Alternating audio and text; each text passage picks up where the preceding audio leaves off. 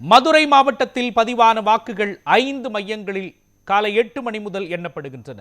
கூடுதல் விவரங்களை வழங்குவதற்காக நமது செய்தியாளர் ஹரிகிருஷ்ணன் இணைந்திருக்கிறார். ஹரிகிருஷ்ணன், தமிழ்நாடு எதிர்பார்க்கும் மிக முக்கிய நாளாக இந்த நாள் மாறியிருக்கிறது. குறிப்பாக மதுரை மாவட்டத்தில் உள்ள வாக்கு எண்ணும் மையங்களில் என்ன மாதிரியான ஏற்பாடுகள், அந்த இறுதிக்கட்ட ஏற்பாடுகள் செய்யப்பட்டிருக்கின்றன? அரசியல் கட்சிகளை சார்ந்தவர்கள் உள்ளே செல்வதற்கு என்ன மாதிரியான கட்டுப்பாடுகள் விதிக்கப்பட்டிருக்கின்றன? முழுமையான விவரங்களை பதிவு பண்ணுங்க.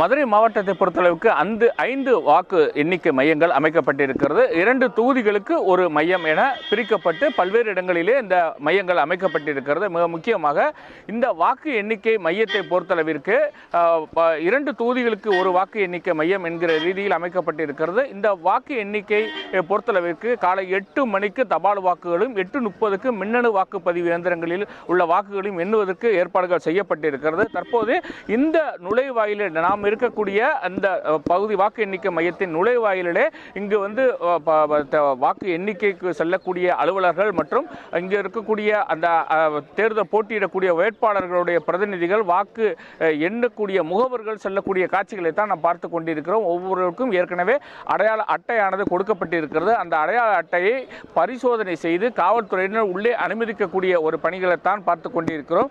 மதுரை மாவட்டத்தை பொறுத்தளவுக்கு 5 வாக்கு எண்ணிக்கை மையங்கள், 5 வாக்கு எண்ணிக்கை மையத்திலும் தற்போது பலத்த பாதுகாப்பு போடப்பட்டிருக்கிறது. குறிப்பாக வாக்கு எண்ணிக்கை நுழைவாயிலிருந்து உள்ளே வாக்கு எண்ணிக்கை நடைபெறக்கூடிய இடம் வரைக்கும் 3 அடுக்கு பாதுகாப்பு. முதலாவதாக துணை ராணுவம், இரண்டாவதாக தமிழ்நாடு சிறப்பு காவல்துறை, மூன்றாவதாக தமிழ்நாடு காவல்துறை என 3 அடுக்கு பாதுகாப்பு போடப்பட்டிருக்கிறது. அது தவிர வாக்கு எண்ணிக்கைக்கு முன்பாக சாலைகளிலே போக்குவரத்தை நிறுத்துவதற்கும் மாற்றுப்பாதையில் விடுவதற்கும் போக்குவரத்து காவலர்கள் பணி நியமனம் செய்யப்பட்டிருக்கிறார்கள். முக்கியமாக அந்த வாக்கு எண்ணிக்கை இருக்கக்கூடிய சாலைகளிலே பொது போக்குவரத்துக்கு தடை செய்யப்பட்டிருக்கிறது.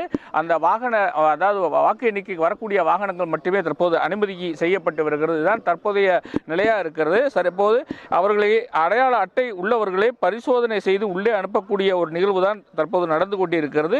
இந்த வாக்கு எண்ணிக்கை 8 மணிக்கு தொடங்குவதற்கு ஏற்பாடுகள் செய்யப்பட்டு வருகிறது. மதுரையை பொறுத்தளவுக்கு 10 சட்டமன்ற தொகுதிகள் இருக்கிறது. அதிலே மேலூரிலே 291 வாக்குச்சாவடிகள் பதிவான 1,88,974 வாக்குகள் 14 மேசைகளில் 21 சுற்றுகளாக எண்ணப்படுகிறது. மதுரை கிழக்கை பொறுத்தளவிற்கு 400 வாக்குச்சாவடிகள் பதிவான வாக்குகள் 2,68,300.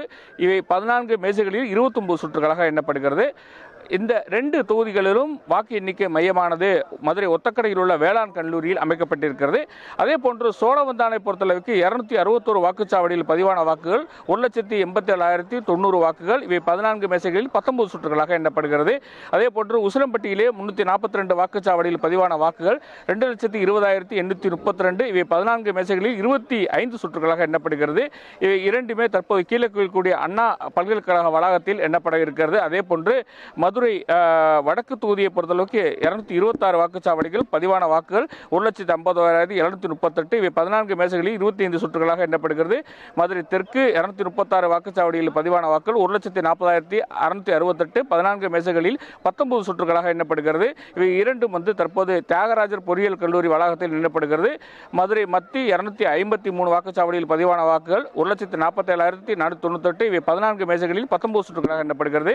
மதுரை மேற்கு 327 வாக்குச்சாவடி பதிவான வாக்குகள் 2,14,209. 14 மேஜைகளில் 24 சுற்றுகளாக எண்ணப்படுகிறது. இவை இரண்டுமே தற்போது மதுரா கல்லூரி வளாகத்தில் எண்ணப்பட இருக்கிறது. அதே போன்று திருப்பரங்குன்றத்தை பொறுத்தளவுக்கு 352 வாக்குச்சாவடியில் பதிவான வாக்குகள் 2,53,228. 14 மேஜைகளில் 26 சுற்றுகளாக எண்ணப்படுகிறது. திருமங்கலத்தை பொறுத்தளவிற்கு 351 வாக்குச்சாவடிகள் பதிவான வாக்குகள் 2,27,216.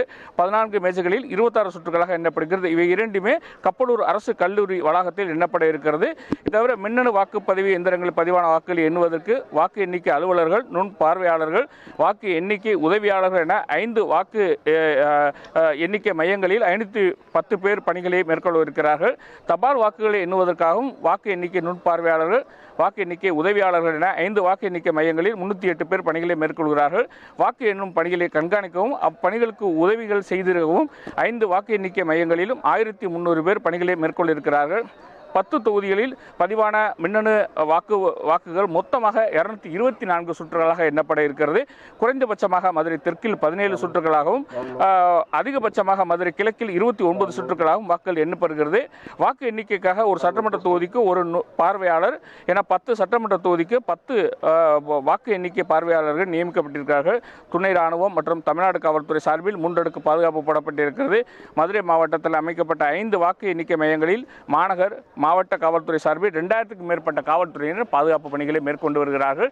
இதுதான் தற்போதைய நிலையாக இருக்கிறது. 8 மணிக்கு வாக்கு எண்ணிக்கை தொடங்குவதற்கு ஏற்பாடுகள் செய்யப்பட்டிருக்கிறது. அந்தந்த பணிகள் ஒதுக்கீடு செய்யப்பட்ட அதிகாரிகள் தங்களுடைய பணிகளை தற்போது தீவிரமாக செய்து வருகிறார்கள். அதுதான் தற்போதைய நிலையாக இருக்கிறது.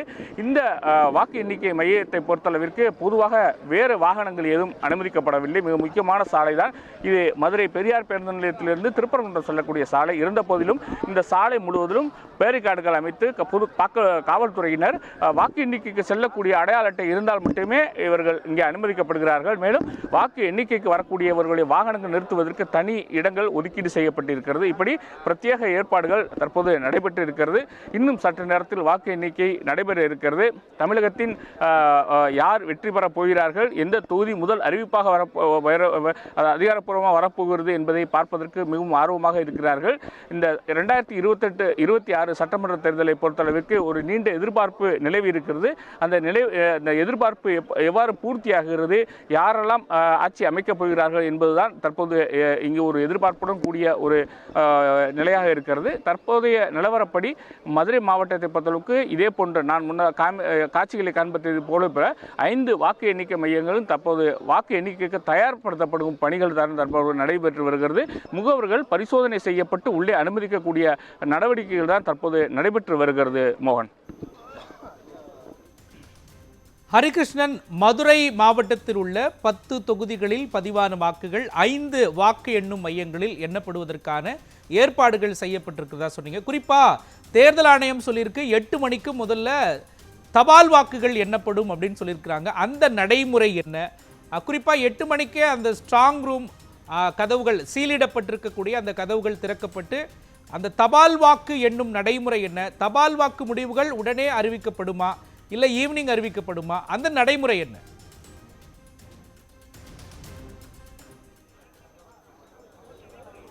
நிச்சயமாக தபால் வாக்குகளை பொறுத்தளவுக்கு தபால் வாக்குகள் எண்ணுவதற்காக தனியாக அது இடம் ஒதுக்கீடு செய்யப்பட்டிருக்கிறது. அந்த வாக்கு எண்ணிக்கை நடைபெறக்கூடிய இடத்திலே ஒரு பகுதியை தபால் வாக்குகள் எண்ணுவதற்காக ஏற்பாடுகள் செய்யப்பட்டிருக்கிறது. இந்த தபால் வாக்குகளை பொறுத்தளவுக்கு ஓட்டுச்சீட்டு முறை மாதிரி தான் இருக்கும். இதை ஆகவே மேனுவலாக எண்ண வேண்டி இருக்கிறது. ஒவ்வொரு வாக்குகளையும் எடுத்து அது அந்த பிளாஸ்டிக் பாக்ஸுகள் அங்கே வைக்கப்பட்டிருக்கிறோம். அதிலே வேட்பாளருடைய பெயர்கள் புகைப்படங்கள் இருக்கும். அதிலே அவருக்கு அந்த வாக்கு செலுத்தப்பட்டிருந்தால் அதை முதலே பிரிப்பார்கள். தபால் வாக்குகளை பிரிக்கக்கூடிய பணிகள் தான் முதலே நடைபெறும்.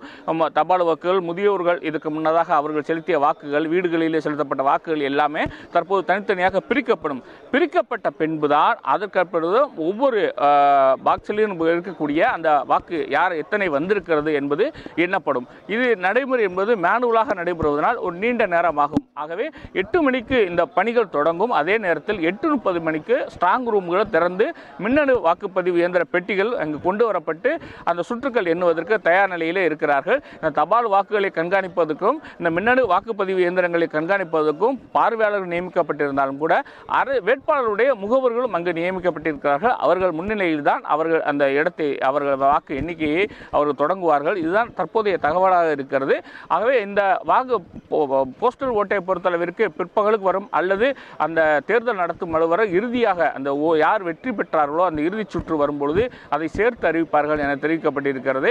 ஒவ்வொரு நடைமுறைகளும் இருக்கிறது. மேனுவலாக எண்ணப்படுவதனால் கொஞ்சம் காலதாமதம் ஏற்பட வாய்ப்பு இருக்கிறது. ஆனால் மின்னணு வாக்குப்பதிவு இயந்திரங்களை பொறுத்தளவிற்கு அதிகபட்சமாக முதல் சுற்று, 2வது சுற்று தான் கொஞ்சம் காலதாமதமாகும். அடுத்தடுத்த சுற்றுகள் மிக வேகமாக எண்ணப்படும் என அதிகாரிகள் தெரிவித்திருக்கிறார்கள். ஆகவே பிற்பகலுக்குள் இந்த தொகுதிகளிலே யார் முன்னிலையில் இருக்கிறார்கள் என்கிற நிலவரம் தெரியும். 2 தொகுதிகளிலும் சமநிலையிலே வாக்குகள் பெரிய வித்தியாசம் இல்லாமல் சென்றால்தான் இறுதி வரை ஒரு பரபரப்பான சூழல் ஏற்படக்கூடிய வாய்ப்பு இருக்கிறது.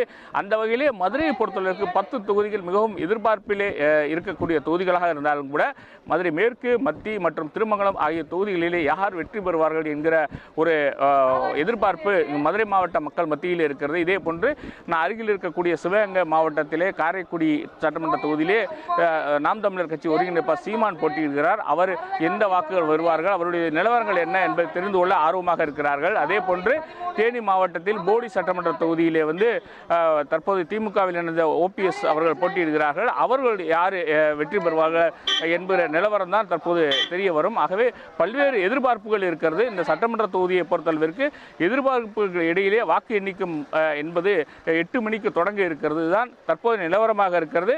இன்னும் சற்று நேரத்தில் அதற்கான பணிகள் தொடங்கப்பட இருக்கிறது.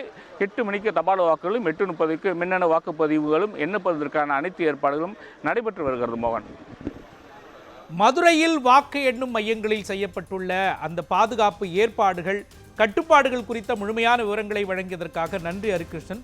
நியூஸ் 7 தமிழ் செய்தியாளர்கள் ஒவ்வொரு வாக்கு எண்ணும் மையங்களில் இருந்தும் துல்லியமான விவரங்களை வழங்குவதற்காக காத்து